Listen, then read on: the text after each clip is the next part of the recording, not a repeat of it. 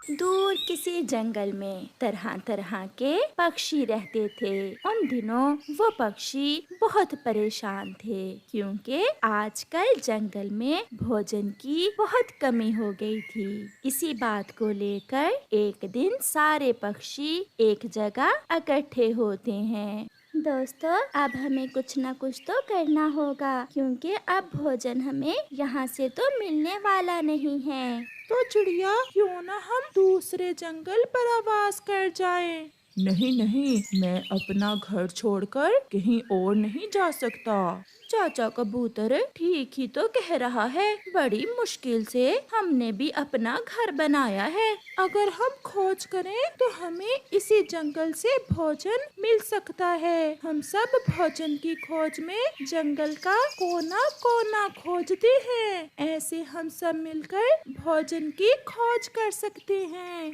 चिड़िया और दूसरे पक्षियों को मिट्ठू की बात अच्छी लगती है। ये ठीक है, हम सब अलग अलग दिशा में जाते हैं। किसी को तो भोजन मिलेगा और जिसे भोजन मिले वो दूसरे पक्षियों को बता दे। ऐसे हम सब ये कर सकते हैं। फिर वो सब ऐसा ही करते हैं। चिड़िया और कबूतर पश्चिम वाली दिशा में जाते हैं। मिट्ठू तोता सागर की तरफ, कौवा और कौवी पूर्व वाली दिशा में चले जाते हैं। चिड़िया और कबूतर बहुत तेज पश्चिम वाली दिशा में उड़े जा रहे थे। चिड़िया घने जंगल में और कबूतर की उड़ान ऊंची थी।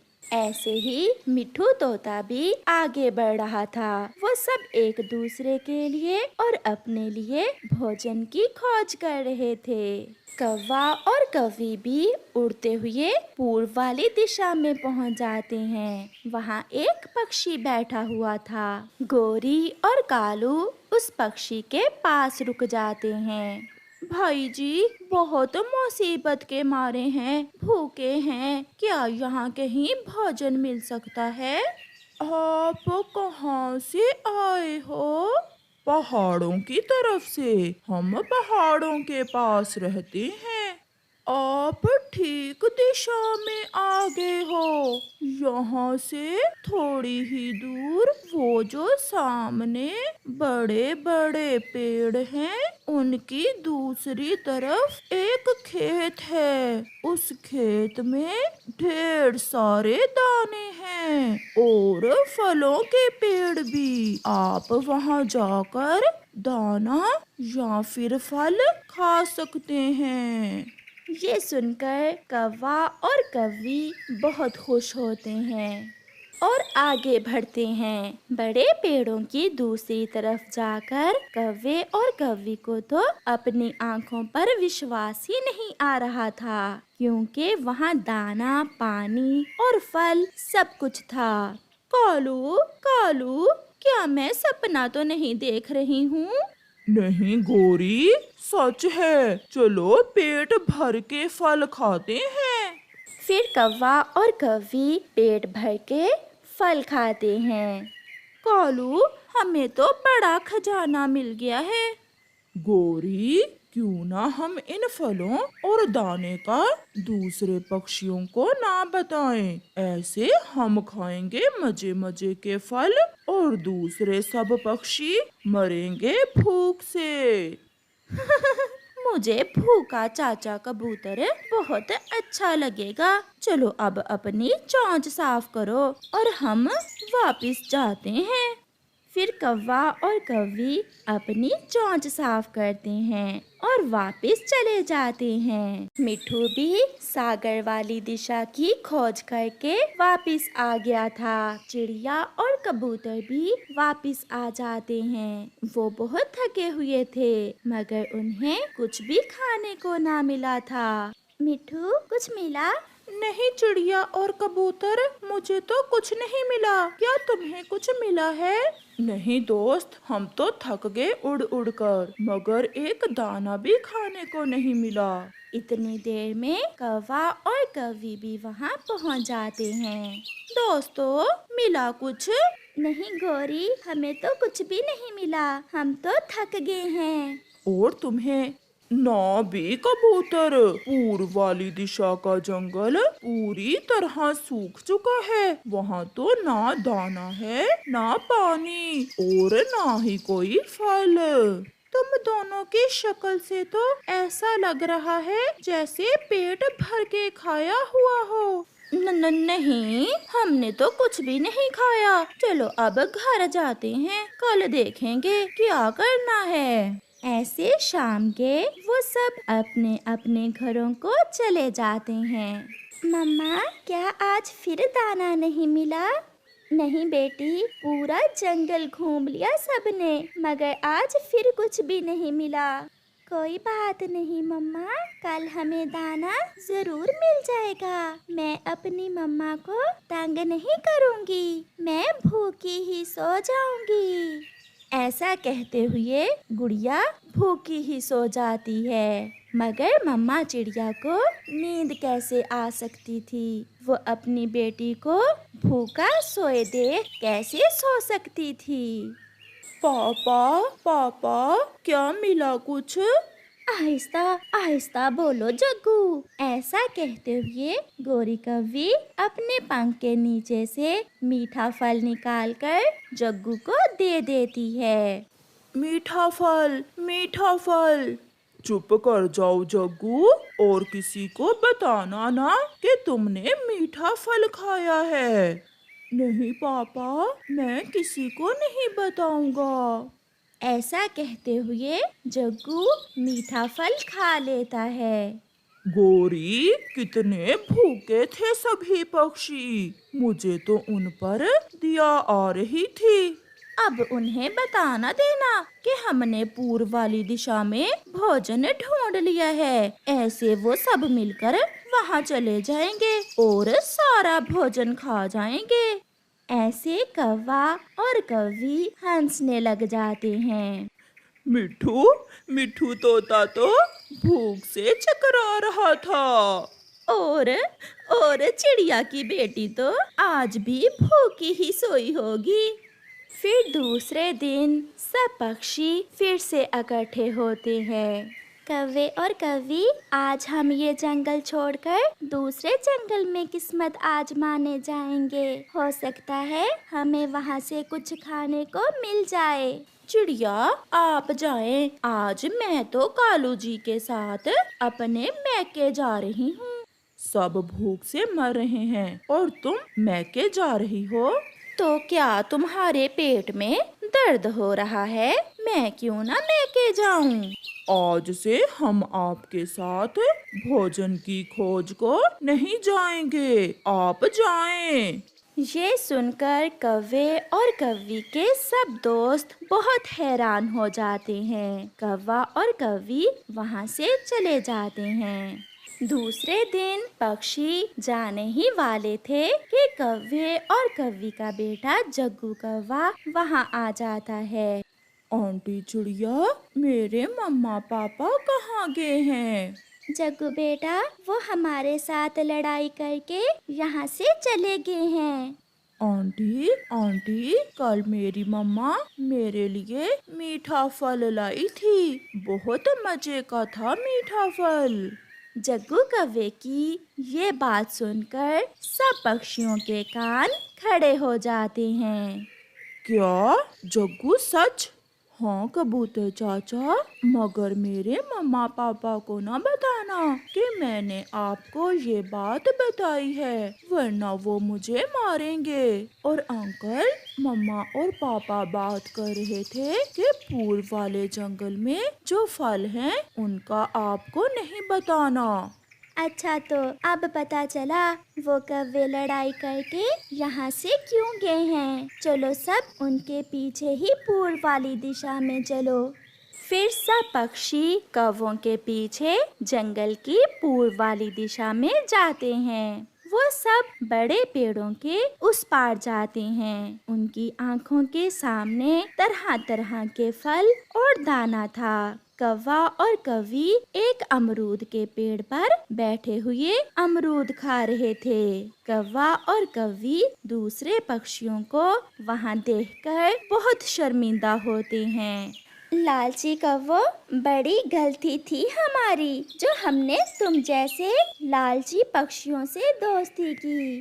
मिल बांट कर खाने से कभी भोजन खत्म नहीं होता, बल्कि आपस में प्यार बढ़ता है। दोस्तों, हम लालच में आगे थे। हमने सोचा अगर इन फलों का आप सबको बताएंगे तो फल खत्म हो जाएंगे। आज के बाद हमारी और तुम्हारी दोस्ती खत्म हुई। फिर वह सब पक्षी मजे मजे से मीठे फल खाते हैं। कौवा और कौवी अपने लालच के कारण अच्छे और सच्चे दोस्तों को खो देते हैं। गोरी कौवी का बेटा जग्गू और चिड़िया का बेटा कुकू कबूतर के घर के पास खेल रहे थे। आज जग्गू कौवा घर से माचिस लेकर आया था। जग्गू कौवा जगह जगह आग जलाकर खेल रहा था, जबकि उसका दोस्त कुकू उसे मना कर रहा था। जग्गू, ना करो, आग से ना खेलो, हवा चल रही है, किसी समय भी आग भड़क सकती है। यार, मुझे आग से खेलने में बहुत मजा आता है। आओ तुम भी खेलो। नहीं, ऐसी खतरनाक खेल तुम खुद ही खेलो। जग्गू कुकू से बातें कर रहा था जब आग बढ़ती बढ़ती उस पेड़ को लग जाती है जिस पर कबूतर का घर था। जग्गू, उधर देखो, आग पेड़ तक पहुंच गई है। फिर जग्गू कौवा आग बुझाने की कोशिश करता है, मगर अब आग बहुत ऊपर तक चली गई थी। जग्गू वहाँ से भाग जाता है, जबकि चिड़िया का बेटा कुकू एक शाख तोड़कर उससे आग बुझाने की कोशिश करने लगता है। मम्मा, बहुत बुरा हुआ। मैं आग से खेल रहा था कि कबूतर अंकल के घर को आग लग गई। मैं वहाँ से भाग आया हूँ। किसी ने देखा तो नहीं तुम्हें वहाँ से भागते समय? मम्मा, कुकू मेरे साथ खेल रहा था। वो वहाँ आग बुझाने की कोशिश कर रहा है। अब किसी को ना बताना कि आग तुमसे लगी है। हम कुकू का नाम लगा देंगे। मैं अभी कबूतर और कबूतरी को जाकर बताती हूँ। फिर गोरी कौवी नदी की तरफ भागती है। कबूतर और कबूतरी नदी पर बैठे हुए थे। गोरी भी वहाँ पहुँच जाती है। कबूतर, जल्दी चलो, जल्दी, चिड़िया के बेटे ने तुम्हारे घर को आग लगा दी है। क्या गोरी, ये तुम क्या कह रही हो? मेरे मेरे 2 अंडे भी मेरे घर में ही थे। लूसी ऐसे रोने लग जाती है। लूसी, चलो, हमें जल्दी जाना होगा। फिर कबूतर और कबूतरी वहाँ से अपने घर की तरफ भागते हैं। सब खत्म हो चुका था। कबूतर का घर और वो पेड़ जिस पर उनका घर था अब राख का ढेर बन चुके थे। मैंने आग बुझाने की पूरी कोशिश की, मगर मैं ना कर सका। कबूतर बिना कुछ बोले कुकू के एक थप्पड़ लगाता है। शरारती बच्चे, मेरे घर के साथ साथ मेरे 2 अंडे भी जल गए हैं। अब तुम्हारी माँ से हम पूछेंगे। जाओ, चले जाओ यहाँ से। कहीं ऐसा न हो कि मैं तुम्हें जान से ही मार दूँ। मगर अंकल, आग तो जग्गू। जाओ बेटा, चले जाओ। हम पहले ही बहुत दुखी हैं, हमें और दुखी ना करो। फिर कुकू रोता हुआ वहाँ से चला जाता है। गोरी और जग्गू भी वहाँ आ जाते हैं। जग्गू, बताओ अपने अंकल को कि कुकू ने कैसे आग लगाई इनके घर को। अंकल कबूतर, कुकू ने सूखी घास को आग लगाकर आपके घर की छत पर फेंक दिया था। मैंने उसे मना किया तो कहने लगा, मैं अंकल कबूतर का घर जला दूंगा। घर तो फिर भी बन जाएगा, मगर मेरे अंडे भी उस गंदे बच्चे ने जला दिए। मैंने कितने समय बाद 2 अंडे दिए थे। अब तो ये नुकसान उस कुकू के बच्चे की माँ ही भरेगी। हम कल उसे पंचायत में बुलाएंगे और फिर पूछेंगे उसे। गोरी, आज की रात हम तुम्हारे घर में गुजार लेते हैं, फिर कल देखेंगे कि घर का क्या करना है। चलो चलो, तुम मेरे घर को अपना ही समझो। फिर कबूतर और उसकी पत्नी गोरी कव्वी के साथ चले जाते हैं। अब कल बुलाएंगे उस छोटी चिड़िया को और मैं तुम्हें लेकर दूंगी अब उसका घर, और उसे हम सब मिलकर इस जंगल से निकालेंगे। गोरी, अगर मुझे पता होता कि चिड़िया का बेटा ऐसे करेगा तो मैं अपने अंडे साथ ही ले जाती। आंटी, कुकू ने अंडे तो पहले ही तोड़ दिए थे आग लगाने से। जग्गू ऐसे झूठ बोलता है। बस कर बेटा जग्गू, बस कर। अब लूसी का दिल थोड़ा ना करो, जो होना था वो हो गया। अब सुबह देखेंगे उन माँ बेटे को। कुकू बेटा, मुझे सच सच बता दो, अगर आपने कोई शरारत की है तो। मम्मा, आपको अपने बेटे पर विश्वास नहीं है क्या? आपका बेटा कभी ऐसी गलत शरारत नहीं कर सकता। तो फिर आपका चेहरा लाल क्यों है? क्या कबूतर ने आपको मारा भी था? अंकल कबूतर ने मेरी कोई बात नहीं सुनी और मुझे मारने लगे। मम्मा, मैंने जग्गू को बहुत मना किया था, मगर उसने मेरी एक न सुनी। अच्छा मेरी जान, अब जो होगा सुबह देखेंगे। आप दिल थोड़ा ना करो, मुझे विश्वास है अपने बेटे पर। मेरा बेटा अपनी मम्मा से कभी झूठ नहीं बोलता। फिर वो माँ बेटा दुखी मन के साथ सो जाते हैं। सुबह हो जाती है। जंगल के बड़े पेड़ के नीचे पंचायत बैठ जाती है। चिड़िया को भी बुला लिया जाता है। लूसी कबूतरी और कबूतर भी वहाँ आ जाते हैं। गोरी कव्वी भी तमाशा देखने पहुँच चुकी थी। चिड़िया, जो शरारत तुम्हारे बेटे ने की, अब तुम ही बताओ तुम्हारे बेटे को और तुम्हें क्या सजा दें। मेरे दोनों ही अंडे जल गए। मेरे घर के साथ मैं मर जाती, मेरे अंडे ना जलते। मेरे मासूम अंडों को कितनी तकलीफ हुई होगी जब इस जालिम शरारती बच्चे ने मेरे अंडों को जलाया होगा। कबूतर भैया, आप मेरे अच्छे दोस्त हो। दफा करो ऐसी दोस्ती, मैं अब तुम्हारा दोस्त नहीं हूँ।